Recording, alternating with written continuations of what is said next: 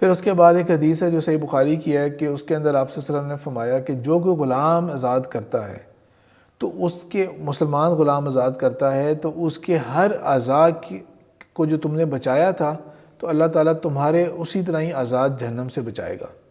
اللہ تعالیٰ تمہارے اسی طرح کے عذاب جو ہے وہ جہنم سے بچائے گا. یہ حدیث جو ہے جب یہ سعید مرجانہ نے روایت کی علی بن حسین رضی اللہ تعالیٰ عنہ کے آگے. علی بن حسین کون ہے؟ جن کے لیے معروف نام جو ہے وہ زین العابدین ہے. زین العابدین نام ہے ان کا.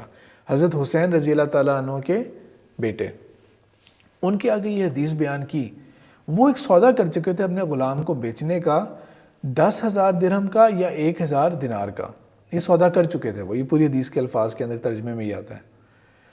تو جب ان کو یہ حدیث پتہ لگی انہوں نے وہ 10,000 درہم یا 1,000 درہم کا جو سودا تھا وہ کینسل کر دیا اور اس کو آزاد کر دیا.